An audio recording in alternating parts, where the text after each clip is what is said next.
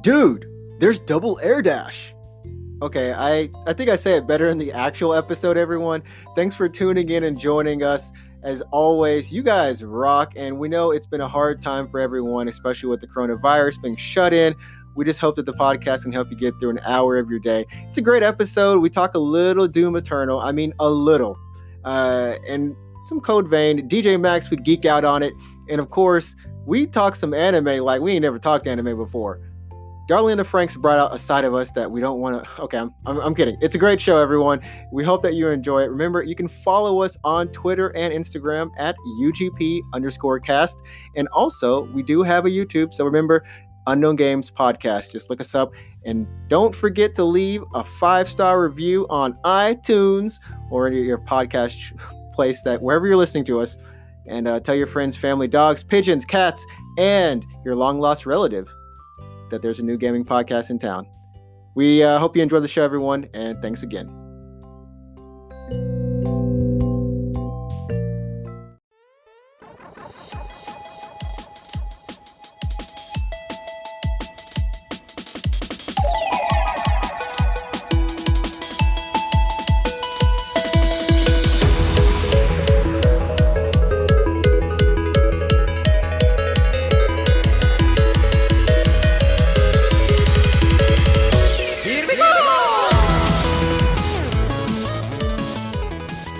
Hey, what's up, everyone, and welcome to episode number 27 of the Unknown Games Podcast. I'm your host, Adrian, and as always, I'm joined by my wonderful co-host, Alex. Hey, what's up? I'm Alex. And this week, we are having I don't know, it's been a pretty good week. I had a long weekend, and I forgot almost, yeah. We're the Unknown Games Podcast. We talk about video games, Japanese games, RPGs, and of course our life in Japan, because me and Alex, we've lived in Japan for about 8 to 10 years. I'm putting like a 10-year cap on that just in case one of us has been here longer. Well, yeah, I guess just rounding up, right? Yeah, we're just rounding up for rounding up sakes. But yeah, well, we're so glad to have you all. And remember, you can follow us on social media, on Twitter, on Instagram at UGP_cast.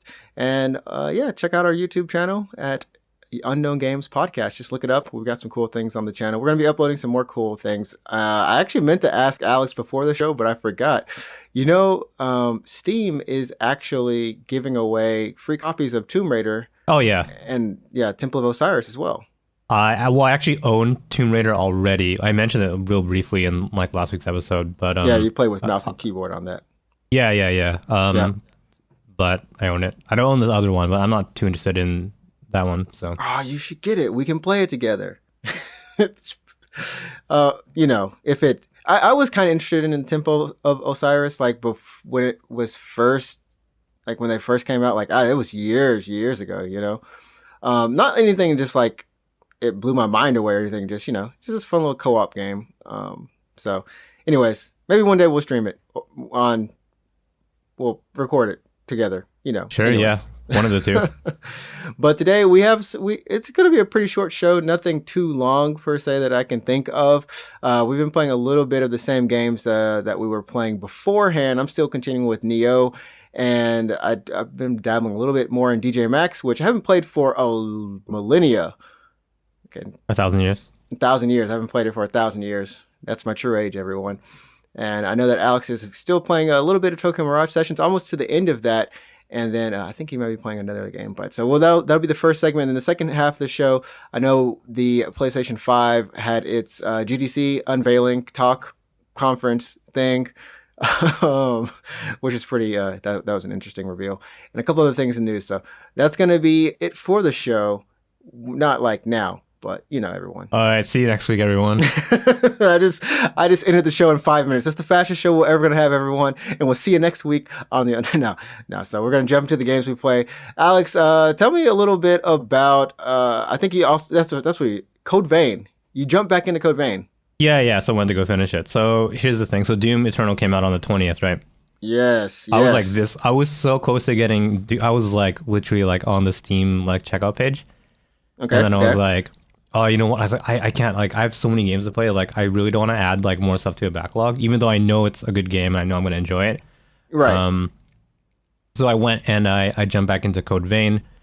Because I was playing it. Well, I bought it for the Christmas sale, the Steam Christmas sale, and I just Right. like didn't finish it. Oh my god, that was like 3 months ago already. But I actually thought you finished it, which was actually no, because no, no, no. you were kind of flying through it, if I remember. I kept getting sidetracked. I kept getting sidetracked by other games. So I got like Astral Chain around the same time as well. Oh, okay, And okay. I actually had to stop playing Code Vein while I was playing Astral Chain because the dodge button on the two games were different. And if I like played one game for too long, I would like not be dodging properly in the other game. It was And it I was would like just like confusing. yeah, and I was like I would just die all the time. So I was like, okay, I gotta stop playing Code Vein, even though I'm really enjoying it. So I finally got back into Code Vein, and I beat it on the weekend. So it was a long weekend in Japan this like the past weekend, right? So Right, right. I stayed up pretty late on Thursday night, and I just pretty much played through all of Friday and Saturday, and I beat it. I did my first playthrough. But Oh, here's the nice. thing. Yeah, so well, it's my first Soulsborne game, so I was dying a lot, and that's pretty normal, I guess. So I was learning the fight, trying to get boss rotation down. The fight, like on Thursday night, I was stuck on the same fight for like 2 hours. I went to bed at 3:30 because I was just like Jeez. on the same fight for like 3 hours, and then the final boss took me like 2-ish or something. Jeez Louise. I mean, like, yeah, I guess like for like these kind of Souls-like games, that's normal. I've been finding Neo a little bit easy for some reason. I'm not sure if it's because like my stats are high or what's Hmm. happening, but I went through a boss battle and I actually beat it in like 30 minutes, which was surprisingly. Oh yeah, I didn't that's have pretty to. good. Yeah, yeah. So what Um, was it about the boss battles? Did you have to change weapons, or was there something you had to figure out how to do better in order to beat them, or was it just well, part skill? of it was like well, just learning the boss rotation, trying to figure out like well, how long is their combo? Is it 2 hits or 3 hits? Like when is it safe to attack? When do I have to keep dodging? You know what I mean? Right, right. So one of the like late game bosses is I guess I guess it's not a spoiler, but you fight basically two bosses at the same time. Oh gosh, no. And so one of the bosses is like really fast. They have like a 3 to 4 hit combo, and then the other boss is like super slow and tanky, but they have AOE's. It was And just annoying. yeah, so if you Oh, don't that like sounds horrible. if you kind of like don't pay attention to one of the bosses, you'll die, right? You'll get one shot. Mm-hmm, mm-hmm. So Code Vein is a little different than other Soulsborne in the fact that you don't have to, but you do have a AI partner. You can go with a buddy, right? Ah, that's right. That's right. You have the AI girl, or I guess your actual friend who can help you out as well. Oh yeah, there's online multiplayer. I think the community is kind of dead, so I didn't have a human with me, but so you have Okay. a partner, and if you have the AI partner with you, you can use them to hopefully draw some aggro of the other boss, and you can just focus on one boss while the aggro's on the other one. Okay. Okay. Um, but I mean, I was stuck on it for a bit, and I went on the internet, and a lot of people also are just like, this boss is hard, like this is kind of a roadblock. But I've eventually got it by having my partner tank one of the bosses, Can and you? I was kind of buffing. Yeah. I was gonna ask. Can you like set the your partner to have certain type of routines? Well, like to be kind of tanky or damagey, like AOE, or like, are you allowed to kind of customize them? I didn't. You Yeah. can't like choose the behavior of your partner, but you just have multiple partners. So if you're like, I want a tank kind of partner, you would choose this one Mm, guy. If you want a okay. spellcaster, you would choose this other one. Okay. So you just swap out the party that matches what you need at the time. Oh, makes Yeah, and sense. you can also change your blood codes and your blood veils on the fly, as long as you're not in the middle of an attack animation, obviously. You can actually do it in the middle of battle, like Oh, literally in the middle of battle. that's actually really helpful because, and I don't remember what those mean. Essentially, they change your play style if I'm kind of guessing correctly, right? Yeah, Like, so it, yeah. to explain it real quickly, so blood code changes your base stats, Hmm. and they also change. Um, well, by changing your base stats, they also change that dictates what equipment you can equip. Right, right. And it also gives you skills like that you can use. So each blood code has its own set of skills, Hmm. and you can master them eventually. Like you can learn them, and then you can use those skills on different blood codes. Okay. But basically, a blood code dictates your base stats, which also dictates your equipment, and then the skills you can use. And your blood veil it's kind of like your armor, I guess. It dictates the type of drain you have, like the special drain attack. Hmm. and also it'll change your stats, like your stat scaling. Okay, so it's a lot of stats. Well, it is, these Soulsborne games, they are all about stat management at the essential, and especially I don't know if Code Vein is like Neo. Like I hope they fix this in Neo too. But item like inventory management is a pain. They're Oh, it's not that so bad in oh Code Vein yeah, at all. No. jeez, yeah, because like in Bloodborne, what I like is it's really simple. You just have those weapons. They don't have stat rolls on them. But in Neo, everything it's almost like you know, a loot game. Oh, kind of like a Diablo kind of thing. You're looking for new Yeah, weapons. Yeah. yeah. Every weapon, anything that drops off an enemy has its own role. So it could be the same Interesting. weapon, but it has Wow. different stats. I'm like, it took me 30 minutes to sort through my inventory, and then there's a crafting and foraging system too, which Oh, I was that's like, cool. hold up, y'all got to slow down on this because I spent 30 minutes in menus just getting my stuff organized, decrafting, like deassembling weapons and materials, and then like think, okay, maybe I want to craft something. So it's still really relatively early in the game, so I'm looking forward to seeing what I can actually do in the end. But I've just been doing like side quests and everything. Are there side quests in Code Vein, Oh or is it yeah, just okay? there's a bunch. You can talk to some NPCs and they're just like, I'm looking for this document, and you just go and you find it or whatever, and they give you an item. There's also they're kind of not randomly generated dungeons. They're just extra dungeons that aren't Hmm. related to the story. Okay, So you'll find like maps around, and you'll give them to this dude, and he's like, oh, let's go explore this thing, and you can just teleport there. okay, okay. That's pretty cool. Yeah. So I finished my first playthrough on the weekend, but it turns out I actually didn't get the good ending. There's a good ending. Like hopefully there's not like bad, okay, and then like the best ending. Just only Yeah, two, so hopefully. there's a bad ending, and I didn't get that one, thankfully. There's a bad ending, like a normal-ish ending. There's a Hmm. good ending, and then there's like a true ending, I guess. Oh man. So I didn't get the good ending. I kind of messed up. I didn't know that I had to do the certain things throughout the story, and once you're past a certain point, you can't go You back. just can't. You have messed up your run essentially if you do this wrong. So I was like, the night before I was going to do the final boss, and I was like Mhm. on the internet real quick, and I'm like, what do you mean there's more than one ending? And I was like, oh It's like no. surprise. Yeah, so I beat the game, but I was unsatisfied as a player. So I was like, I beat it, but I didn't beat it. You know what I mean? Yeah, So yeah. It credits leaves rolled. Yeah, sorry, the credits rolled, and then I immediately went back into it for a second playthrough. Yeah, so I'm almost done my second playthrough. Now I'm on like the last kind of dungeon thing, and I'm going to do the final boss either tonight or tomorrow, depending on how quickly I can get through it. which is really quick to turn around. And I know we were talking before the show. You were saying that you get to carry all of your skills over into the new game plus and all your moves, everything. So it really does become easier. I mean, like, does anything else scale? Do the enemies scale differently, or is it just second run basically? Yeah, that's a good question. So when you do finish your game and you reload your save file, you have the option to do New Game Plus, and then when you do that, you can choose to replay the story at the same difficulty, or you can scale it up. And if you're Oh, like, okay. I want to do a New Game Plus, but I still want the Souls Challenge, you can just scale up your difficulty. That's a good way of handling it. I just wanted the ending essentially, so I wanted to just blaze through it. So I'm like, oh, give me the same difficulty, and I'll one shot most of the early enemies, and then have an easy time with the bosses. So Interesting. I think the thing is, I think Sekiro has a New Game Plus as well, right? yeah, it does. Yeah. So if I'm not mistaken, you can scale up your enemies in Sekiro, and if it's hard, you can scale down the difficulty.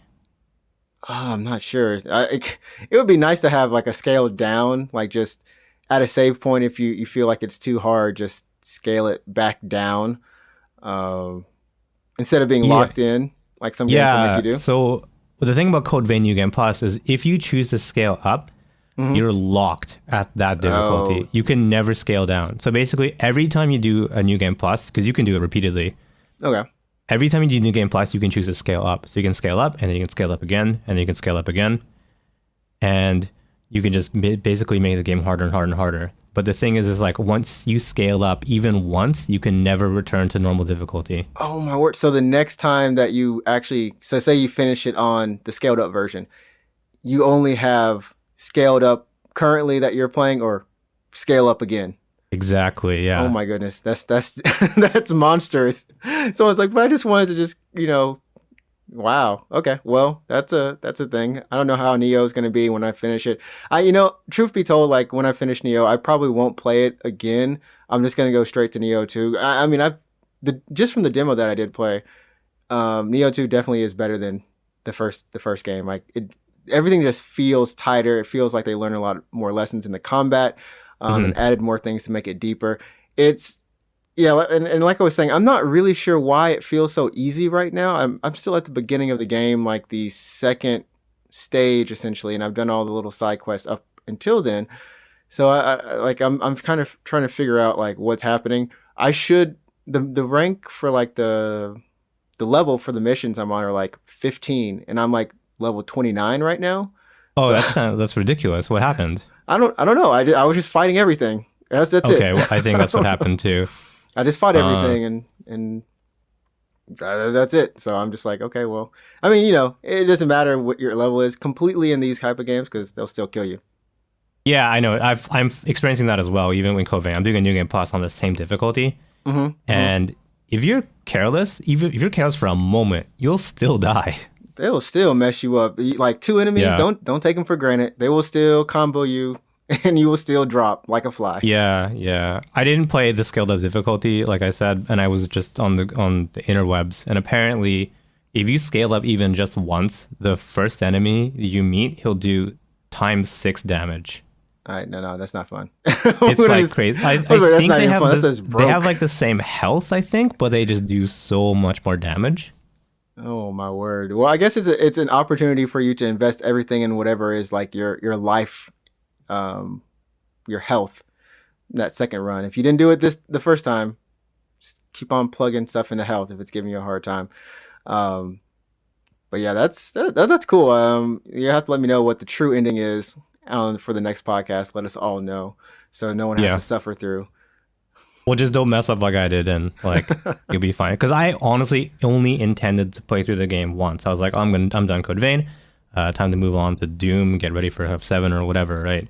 Yeah, yeah. I had like no intention of doing a second playthrough, but then the credits rolled, and I was like, nope, I'm doing it again. Like I'm not playing anything else right now. And yeah, because like you said, this week has been insane with. I mean, it's only been 2 releases, but I gotta say they were pretty big with Doom Hmm. Eternal and then Animal Crossing New Horizons, I think is what it's Right. called. Yeah. And I mean, my Twitter, like not Twitter, but also Facebook. My Facebook blew up. Everyone was playing Animal Crossing. Even like on Twitch, I was watching. It's like Animal Crossing or Doom. That's like the two games people are playing. And I tried to explain Animal Crossing to a friend of mine, because he was thinking it feels like it sounds like it's a mobile game. It sounds like it's tedious. Like you do the same thing over and over while you wait for resources to kind of gather back to do other things. I'm like, no, no, no, it's not. It's not that. It's not that. Trust me. Did you get Animal Crossing, or anyone get Animal Crossing? No, I didn't get it, but like literally everyone else that I know got it. I So feel I'm like the like, only one. Yeah. yeah, you're not the only one. I didn't get it either, so we're good. Well, you don't even have a Switch I don't though. have it. Like Yeah, I here's the don't have a thing: if Switch. you did have a Switch though, would you have bought it?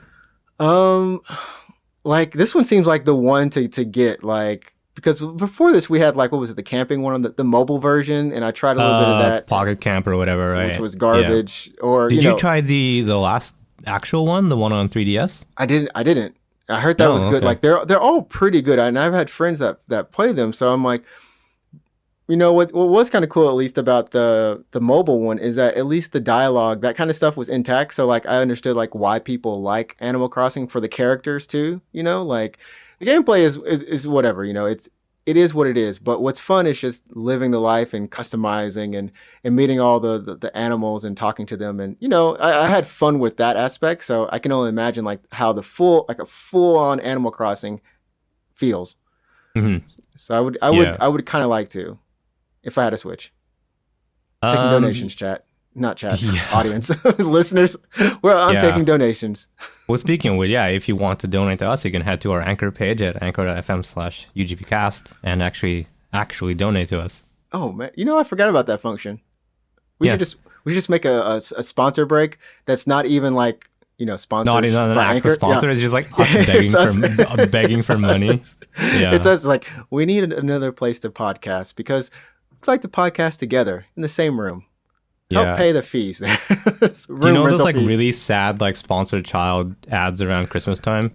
Oh yeah. It's like that, but it's just us.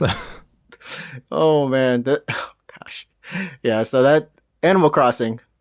Yeah. I maybe one day when I get a Switch, I can actually do that. In Astral Chain, the two AAs. Oh yeah. Yeah, double A. Double A right so, there. So now that you have a capable gaming PC, would you still get Doom Eternal on PS4, or would you try to play it on keyboard and mouse? I gotta say keyboard and mouse on it. Like and even if there's still an option to play with controller, but definitely I'd rather play it on the PC just because like I know that it has a chance to look better and or run faster. Oh yeah, because you have a higher refresh rate monitor, right? Right. So I'm yeah, like, okay, so you can definitely play up. that. You can play that at over 60 frames per second. You could have that game running really smoothly.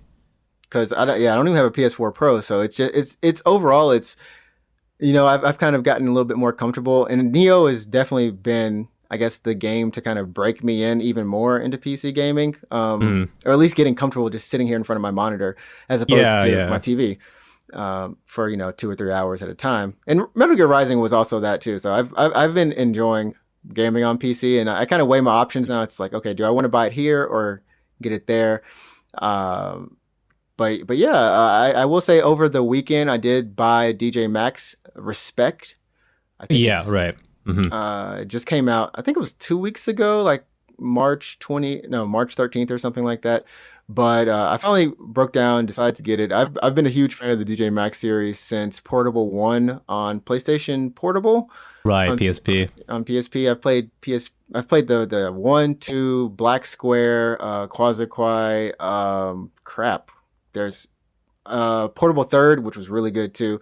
The only one I didn't play was the one on Vita because I didn't have a Vita. Is Respect the one that came out on PS4 like last year? Yeah, it came out on PS4 last year, and then it came out on Steam, recently. So what are your control options? Is it controller, keyboard? Like, how do you control that? So since I've always played on like controller, controller basically, I have mine on controller, but the game is, and it tells you up front, it's like this game is meant to be played on, or like the controls are set for mouse and keyboard. So there are some options like you're like, wait, how do I access this? And you just have to press it on the keyboard because it's not available on the controller. But the normal game option, you have 4-button mode, 5-button mode, 6-button mode, which I'm fine with all of those. I don't touch 8-button mode, and 8-button is essentially using the D-pad, the face buttons, the 2 analog nubs, and the shoulder buttons. Don't touch that. I don't even try it. Oh, it's just a lot of stuff. Yeah, it's a lot of stuff. 6 buttons is really, really fun. There's over 50, 60 songs in the base game if I remember, and there's 2 different expansion packs too, which have some of the older songs and just some straight up new songs, which is it's a lot of fun. And I gotta say, if you love rhythm games, like definitely check it out. There's not a demo on PC, but there is a demo on PS4. If you want to check out DJ Max Respect. Okay, yeah, that's cool. I think there was I don't know if I'm remembering this properly, but I feel like recently in the last 2 years there was a DJ Max game up for arcades in Japan here. Was that also Respect, or is that something different? It's not Respect. That is Technica, if I remember. That's Technica. That's their arcade series that they also have in Korea. And I've never played Technica, but I do know, like, I think it might have incorporated some touch functionality. Yeah, I feel like it has. Have you been like? Do you play music games in the arcades, or did you used to at least? Like when I first came here, I tried to do Project Diva and then Binami, I think. Binami is just like a company of games by Konami. It's like which one? Oh God, I don't know. Beatmania? Beatmania. There we go. Beatmania. Yeah. Gosh, I stunk at that one. I had a friend who was really good at Beatmania, and then of course, like everyone, I think played DDR in their local arcade whenever. Back in the early 2000s or whatever it was, right? I bought the mat. I still have the mat at home. Like yeah, me too. I told my mom, I was like, "Yo, can I get this DJ Mat? Dance Dance Revolution, DDR." She's like, "Why do you want this?" I'm like, "It'll teach me how to dance and exercise. I can lose weight and lose squat." Because I used failed. to live pretty close to an arcade. And then so after I would finish work, I would go and I would play a bunch of U-Beat. Have you seen that? I feel like I've seen U-Beat. What's the what does it look like? So it's just like it's like two screens essentially. The top screen you kind of don't look at, but the screen on the bottom is also the buttons. Mm-hmm.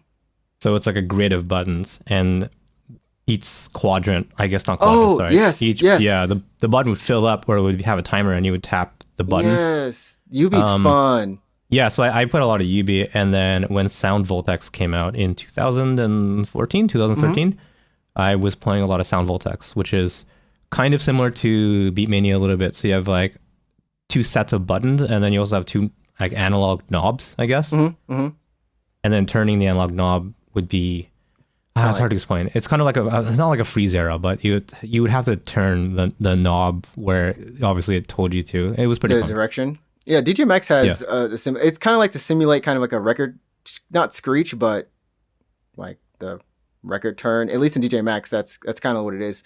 But yeah. When you said U-Beat, I didn't recognize it because I always pronounce it Ju-Beat because it's it's spelled like J-U, right? J-U beat or something. U-Beat. And I didn't remember. know. Yeah. So I was talking when I have a friend, and when we would go to arcades. Yeah, we first met or whatever, and he's like, "Oh, I like music games." I'm like, "Okay, let's go to an arcade, let's play games." And he's like, "Let's play." And he looks at me, he's like, "Let's play Ju-Beat."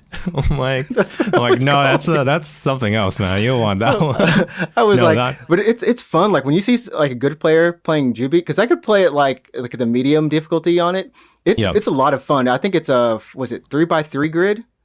Yeah, it's 4x. It's 4x4 or 4x4, and your hands are just going all over the place. And I remember it's actually on iPad. I remember seeing it on iPad. Yep. There is an iPad version. So I went to school here, right, for university, and that's when I first started playing U-Beat in the arcades here. And I went home back home to Canada to graduate, and I couldn't play U-Beat in the arcades, so I was just playing the iPad version. And it's not the same because obviously your iPad isn't segmented into physical buttons. Right. And iPads at that time at least were smaller than the proper screen size. It was all cramped. There's no like actual buttons. It's like hit and pray essentially. You know what I mean? Yeah. But they had good song selection. I gotta say that's one of the things. Like they had some really good song selection. So I was I did like some U-Beat. Also, I don't know. Have you played? So there's another rhythm game for mobile that I got really hooked on. I think it's called Cyctus or Cyctus. Oh yeah, Cyctus. Like when it first launched, and it was like that one's good. No, it's good. It's good. Oh man, I love the way it feels and the way it controls. Did you play the sequel? I didn't. I played a little bit of 2. I actually got on the on board when they were offering like we'll do for X amount of followers we'll add extra songs. Kind of that was their push. Oh yeah, okay. And then finally, like by the time 2 came, I was like, fudge, you can pay for it and get all the songs. But it's also on Steam too. I played Demo, which is also a follow-up to it's like the piano one, right? The piano version. I didn't like Demo as much, but the one I did like, Voice, which is the one after Demo. Voice. That's on Switch actually. Oh, for real? Darn, man, I need to get a Switch. I was playing it on phone, but it's not as fun because my phone isn't as responsive and its screen isn't as big, but I love the way that feels too. You can get on Switch. So on the Switch, you can get like, I think it's maybe free, and you can just download the packs as if it's like the mobile version. Oh man. Or you can just pay, I think it's like $40. Just pay $40 and you get like all the songs. Just get all the songs. Oh, it's like you're buying a game essentially. See, that's what's great about portable gaming are those like, for me it's all about rhythm and puzzle games, and then like you have that RPG or action game or something that just holds down like the I need to play something for extended periods of time, but for short bursts or hours on end, fill it in with like music or puzzle games. Yeah. The Switch has a pretty good selection of music games. I think Demo's on it. I'm not sure. I feel like it is. Yeah. They probably put all of them on there. If you can play one, you can definitely play the others. Right. That's the logic here. But we're gonna come back on the other side of the break because we're gonna take a break and we're gonna talk about some news. Because news is awesome. I've been watching too much Walking Dead, so like my voice, I was gonna be like Negan for a second. I'm back on Walking Dead, everybody. Anyways, we'll be back with the news.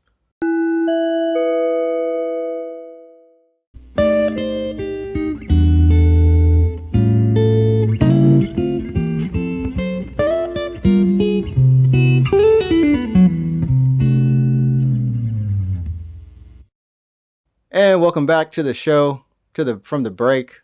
We got some news to talk about. I said that like I have so much energy, because I do. I have some news. I have to do a little backtracking because I unfortunately felt like I made a fool of myself on the Twitter. What does that mean? Yeah. So, Sony last week, they had their unveiling for the PlayStation 5. The deep dive, right? That's what it's called. It was the, watch live for a deep dive into PS5 system architecture and how it will shape the future of games. And this is after, of course, we had the Xbox Series X give their list of, what everything that's in there. And just, they've been going and saying things, since the Game Awards. So we're kind of versed on it. But PS5 has been silent. Press was like, where's PS5? Like, what's Sony doing? Like, what's happening? And of course, we've had the coronavirus thing that's happened. But what confused me is I looked on their tweets, I looked on the blog, and I was just looking on my phone. So I'm just reading headlines that's like, okay, we're going to get some PS5 information. That's cool. I didn't expect any games. I didn't expect much, just like the spreadsheet. And I don't know, maybe like a sneak peek at a game, not an exclusive, just like, here's a tech demo, right? And that's all I was expecting, something short. And I didn't see, there's nowhere, even on the official blog where it's promoting this, and on the YouTube description where it says this was meant to be a GDC talk. They hope that from the words deep dive and system architecture that you kind of put things together and understood that GDC was canceled. This is a deep dive, which is usually done. And of course, Mark Cerny is the one doing it, the system architecture. Long story short, I'm queued up. I'm in the YouTube premiere. And for some reason, the stream didn't start for me on time. So I missed the first 15 seconds. In those 15 seconds, and I went back to look at it, and it says, this was meant to be a GDC talk, but unfortunately, since GDC is canceled, we have to do this. So I missed this, and I'm on Twitter. Oh, okay. And I'm like, Sony, not like this, man. If you saw it, it's 55 minutes of Mark Cerny talking in a very smooth voice. He might as well be in competition with what is the best? Bob Ross. He might as well sound like Bob Ross, just talking. He doesn't take any breaks. He continues. It's a slideshow. The audience looks like they're like fake puppets. I don't even know, like they're green screened. Yeah, I don't think they were real, actually. They move. They move every once in a while. I was like, what is this crap? This is so strange. And the chat, people in the chat didn't understand it either. Half the people did, half the people didn't. When you look at the comments and for the video, during live, it was actually just Z's, just Z's all over the place. The video now has, out of the 13 million views, it has 301,000 thumbs ups and 113,000 thumbs downs. It's like a 30% spread. Yeah, and I think what it is like, all I wanted to do is like, hey, Sony, just make sure you just make it more clear. Just include more keywords, because this is on your public YouTube. And I understand that it's meant to be for developers, for everyone to be able to see it, because you don't want to make some people are like, why don't you just make it unlisted and just provide people with a link? I mean, yeah, you could, but that's a lot of extra work. And it doesn't make sense to do that. So I just wanted them to be more clear on the messaging, because what happened is after this, there were stories in terms of, okay, well, PS5 is 10 teraflops versus Xbox 12 teraflops. Does it actually even play all the PS4 backlog? There's an update on the blog to kind of clarify that. There's a lot of things that kind of got muddled because of this. Mm-hmm. So I don't know. Like, is there anything did you watch any of the? No, I didn't watch any of it. It was like 3 a.m. or whatever. I was like, nope, I'm just gonna go to bed. And I woke up and I like looked at the stats, the specs, and I was like, okay, that's good enough for me. Yeah. It's pretty similar to the Xbox. The main difference that they wanted to say is that, look, we have an SSD. The SSD is, I think theirs is proprietary, like the SSD inside. You can include, like you can upgrade and attach the NVE? NVMe, yeah, I saw that, which is really cool. Of them to just be like, hey, you still want user expandability, you can just pop in a normal drive. Right, you can pop it in. It has to be certified through PlayStation first, so it won't be everything, but at least that option is open. And they just really want to make sure that they spend a good time, a chunk of time on making sure that everyone knows everything's going to load super fast, everybody, super fast. Of course, Yeah. NVMe is fast. Yeah, it's like, yeah, we're going to have everything super fast loading with the CPU, the GPU, and the SSD are all kind of tied into each other, which is why that internal one is kind of like, yo, don't touch it, but you can add on if you need to, if you want to keep going faster. And yeah, I mean, everything else is pretty much what we know. We knew about the ray tracing. They also talked about the audio aspects of. They spent a lot of time on this 3D audio. How like audio has its own kind of separate processing, so it doesn't take up resources. Yeah, and they really wanted to push 3D sound in. Of course, headphones they'll be doing it, but also from your TV. So I guess no matter what TV you have, especially if it's a Sony television, it should be able to kind of output virtual 3D surround sound, so you know exactly where the enemies are or whatever's happening. Combine that with the haptic feedback of the controller and the resistance elements and stuff like that. It's supposed to be like, a very immersive thing. So I don't know what like did you see any news or anything about the PS5 that made you just go like, maybe I'm confused about it or wanting to know more? Like, no, I mean, like I looked at the specs and I'm like, oh, okay, well, these are pretty standard. Like this is kind of what I expected from the PS5. I did notice that both the PS5 and the Xbox Series X is using a CPU that's based off AMD Zen 2. Right. It's like pretty much like the same CPU. Like the one in the Xbox is clocked higher. But I mean, this isn't like new, really. The Xbox One X is spec'd higher than the PlayStation 4 Pro. True. It just matters like how do developers use these games, and I think it makes sense for the Xbox Series X to be a little bit higher, especially because they're pimping like 120 hertz refresh rate, variable refresh rate, ray tracing. They're really pushing like these technologies that traditionally and even today still use like very high spec PCs. Right. Which I kind of wish. I kind of wish Sony had gone a little bit more into, not in detail. I don't want them to go any more in detail. You had to listen. It might have actually been in there, but like, just a simple kind of thing like you just said, like variable refresh rate. Is that something that the PS5 does?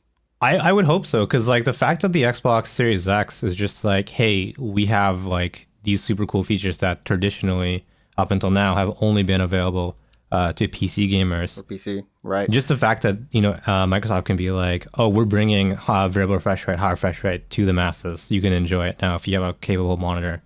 That's really cool. I'm looking at the specs on the official blog, and it does say under video out VRR, which I'm going to assume is variable refresh rate specified by HDMI version 2.1. Yeah, that's variable refresh rate. Yeah. So thanks. That's good then. Answer my question. Thanks for that blog post, guys. What actually I'm really curious about is what is the controller going to look like? Because we got to look at Xbox's controller. Right. And we even what the Xbox looks like, and I think that's the kind of things that if we had like that's what I was wanting, a pared down version of this. Like, here's the rundown, and then here's the deep thing, because like I said, I think a lot of people tuned in looking for something, right? So like, okay, we showed the controller, we showed the console, and yeah, it might not have as much hyper fanfare around it, but at least now people know what it looks like. I don't know if that's a good thing or bad thing, but yeah, I want to see the controller. Yeah, I want to see the controller. I want to see the console, and I don't know. I think that's we have variable refresh rate, which is really cool, but like, I don't know. I want to like, it has ray tracing, right? It will have ray tracing. It does have ray tracing, yes. Okay, so it is honestly like it's so close to the Xbox in terms of features, so that's a good thing. Yeah, I want to know what the controller looks like, man. And we're also wondering about, it's one of these things about the backwards compatibility. So the update it does say we believe that the overwhelming majority of 4,000 plus PS4 titles will be playable on PS5.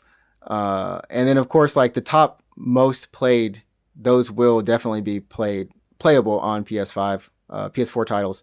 But it doesn't really say like specifically, you know, like at least for Xbox, we definitely know 100% like should work. Just go ahead and buy it. You can even play it and it runs better.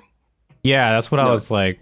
Yeah, that's the one thing that was a little bit off-putting, because Xbox was straight up just like all your Xbox games ever. Xbox One, 360, and Xbox One. Did I say Xbox One twice?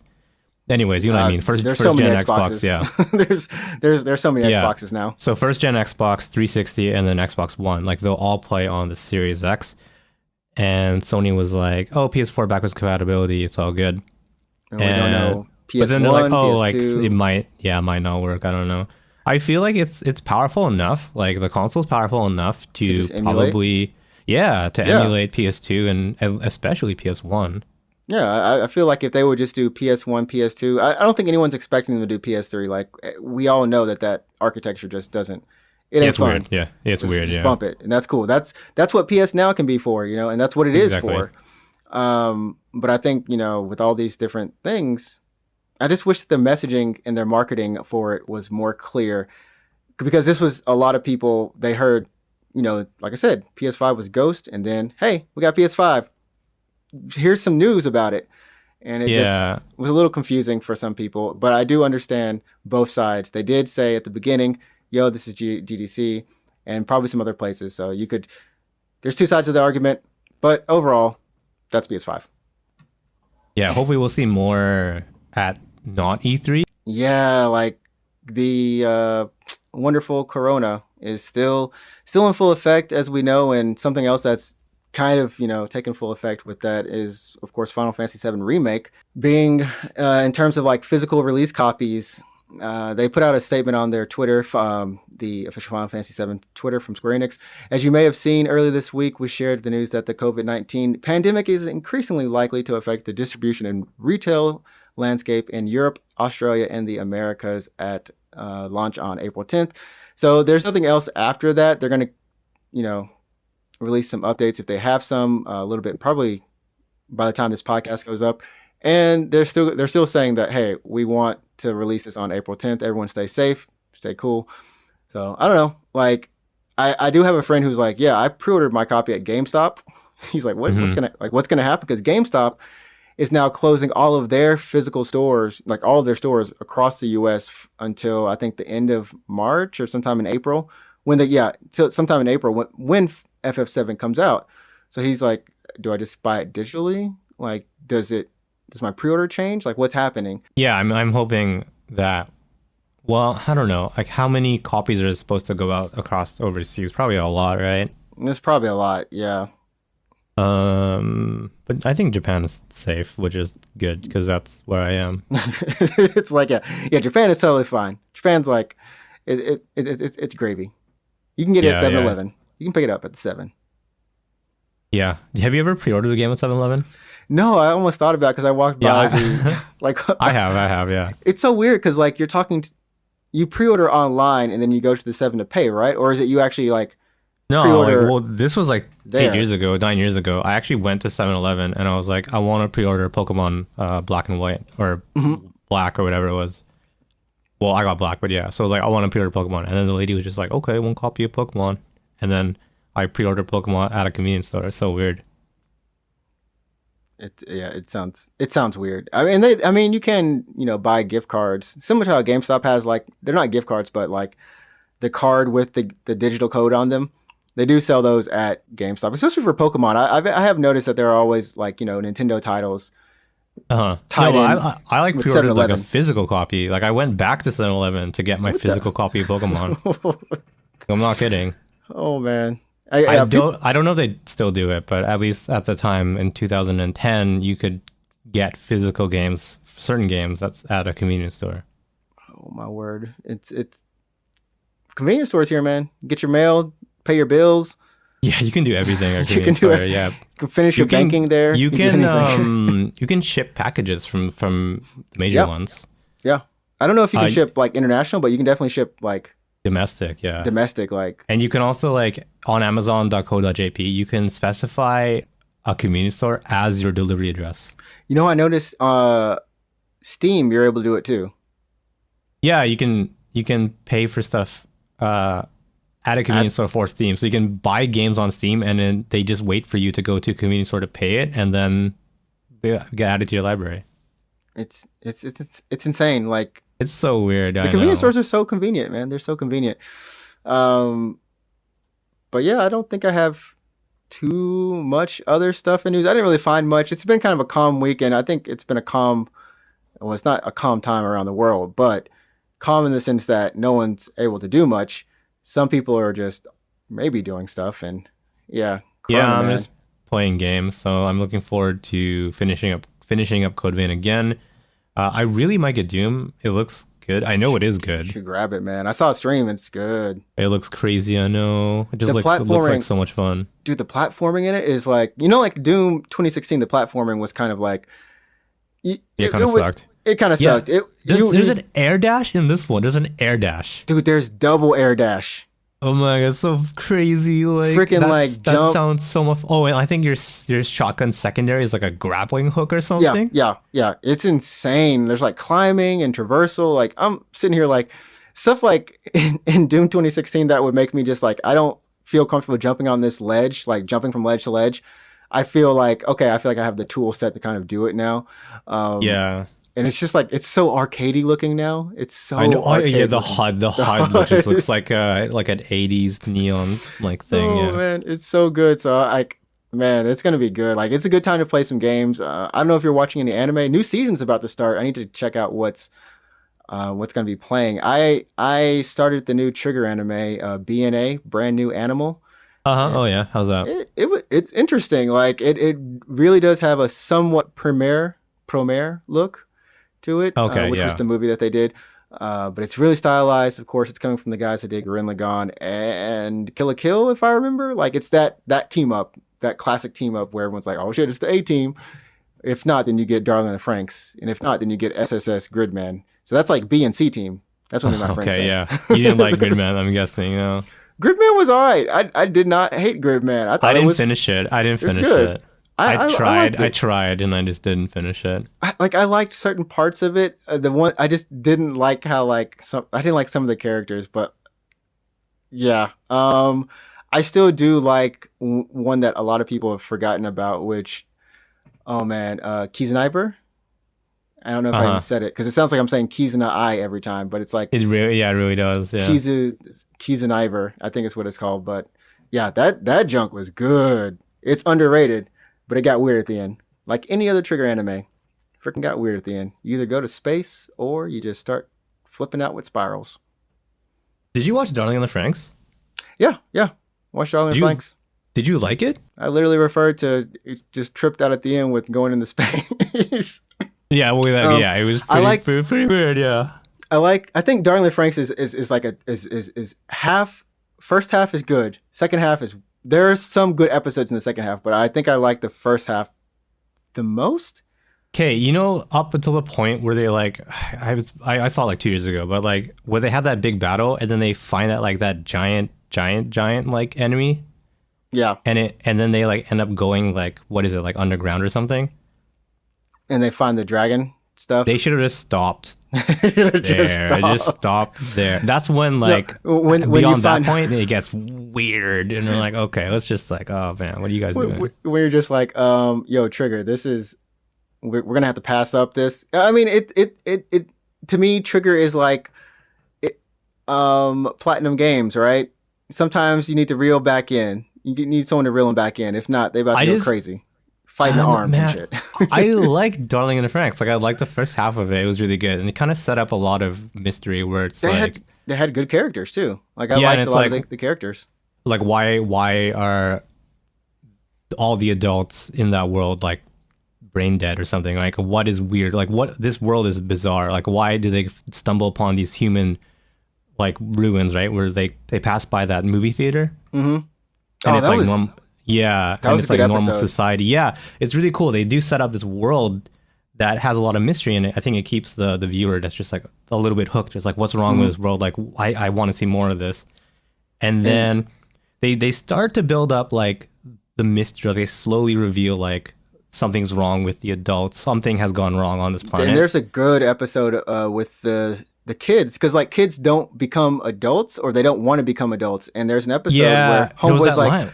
He either met his mom or he met someone. No, he's never met his mom. It was like an adult. It was an adult lady, right? Yeah, yeah, and she's talking to him about like I got married, and she's kind of explaining to him how it used to be, and like the kids are feeling like these kids, they're not supposed to have like feelings towards each other that much, not romantic anyways. They're not supposed to like be able to reproduce, And so there's a whole thing about that. Like there's some good things in Darling in the Franxx, and I think they actually even handle sexuality in one episode, like with one character. Oh, when she's like, like actually like not straight, right? Yeah. She was a good character. I wish she had more screen time. There's like, you end up wishing a lot of stuff in Darling in the Franxx, but instead you just get, darling, my darling. Shut up. Like, they set up the mystery of that world really, like it was about to go somewhere really cool.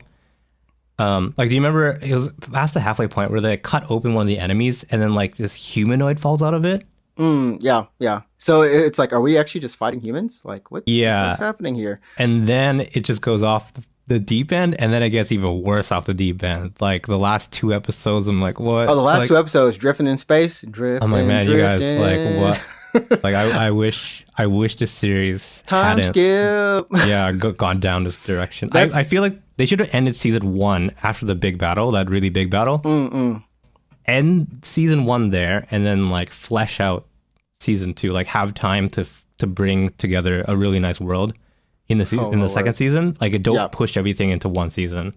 It's anyways. Trigger, Trigger gets us triggered. Oh no, that's a lame one, but yeah. Now Trigger anime, man. So if you, I don't know if it's coming out in the U.S. or abroad. It's on Netflix only. Outside of Japan, it's on Netflix and of course regular TV. But the first 6 episodes are up now, and hopefully it seems pretty cool. I'm gonna keep watching it for sure. There's also on Netflix, there is an anime, a movie done in the Altered Carbon universe. It's called Resleeved Altered Carbon, done by the writer for Ghost in the Shell, and I forgot the studio producing it. It looks good. So I'm gonna watch Netflix? that too. Yeah, it's on Netflix. So Netflix Japan, anyways. I don't know about. It has to be abroad too. It looks like a good cyberpunk movie. It looks like, this is what I should be watching instead of Ghost in the Shell. And oh gosh, Ghost in the Shell comes out too. That's right. Oh yeah. So I know ReZero got delayed because of COVID. I don't know if Sword Art Online is getting delayed because I just want to finish that arc. We're almost done with it. It's supposed to be next month, right? So I can't believe the last episode of the last season was with Shinon like in the sky, and then it was like, all right, see you back here in a couple months. I mean, didn't it start the first part of the season with the last half of the other season with Asuna in the sky, literally? Oh yeah, when she comes back, she like logs in as a goddess. I was like, I'm like, fuck, bump this noise. I'm tired of these people come in. I got respect for Shinon. I like her, but I'm just saying, Alice is hype. Alice is hype. That's all I'm saying. My girl Alice is good, hype. Yeah.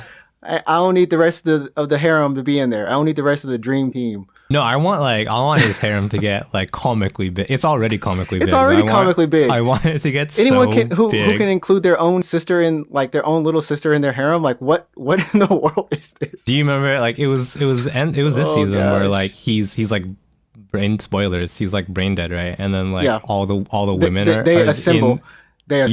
Oh my goodness. And you just like, he can't talk or anything, and they're just like, oh, he looks like he slept really well, because it was just all the women there. Their only arguments are, well, when did you know Keelik? Oh, well, I knew him from this time. Oh, I knew him here. Oh, and in this story, and we're gonna sit up all night talking about him. Yeah. But I want.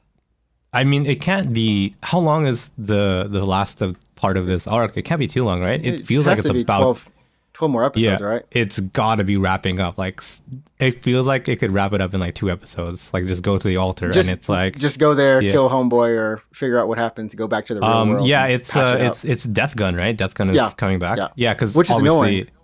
Yeah, like the biggest hint where he's walking down the hallway and he just has red eyes. He's not even the main guy for this thing. I know, yeah.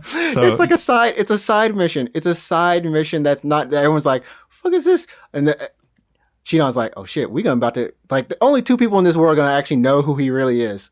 Everyone else is gonna be like, yeah, Shinon and Kirito, right? Yeah. Although I think like I don't know how they set it up, like if this was intentional or not, but it was pretty cool to have Death Gun introduced in GGO. And then all the way here, it's like, surprise, I'm Death Gun. I'm like, oh, that's you. Like, okay. Yeah, it's gonna be good. And like I said, new anime starting. So maybe next episode we'll do like a little preview or kind of see what we're kind of watching or want to watch. So new anime starting. That's gonna be good. Hopefully everyone, you can stay safe, stay on the inside. If you haven't got a message from any or every other company that you've signed up on a mailing list for saying that we support you, you've got our support as well. We support you. We hope this podcast does help you get through a long day. Even it's just an hour out of the day, but I hope that it puts a smile on your face, spending time with us. And yeah, just maybe we gave you something to think about in terms of, hey, maybe you want to play this game. Go play Animal Crossing if you have a Switch, or go try some mobile games, some rhythm games on your mobile platform device of choice. Yeah, sounds good. Yeah, so we're going to come back next week again for episode 28. Remember, you can always follow us on Instagram, Twitter, at UGP_cast. Go check out the YouTube channel, Unknown Games Podcast. We're getting some more subscribers too, and the podcast is almost on a little over 400 something listens. So we're pushing on through, and we thank you all for your support. So, Alex, you got anything? Yeah, don't forget to donate to us at anchor.fm/UGPcast. Head to our Anchor page, press that donate button, and send a message while you're at it. Until next time. We'll read it on next episode, yeah. Oh, man, until next time, remember, you set the tone. I said tome, not tone. Yeah. You set the tone. So playing a lot of games recently. Oh, man. You set the tone. Go play some games. Enjoy your life. Even if you're on lockdown, try to still enjoy and smile every day. We'll see you next week, and have a great week. Peace. Peace.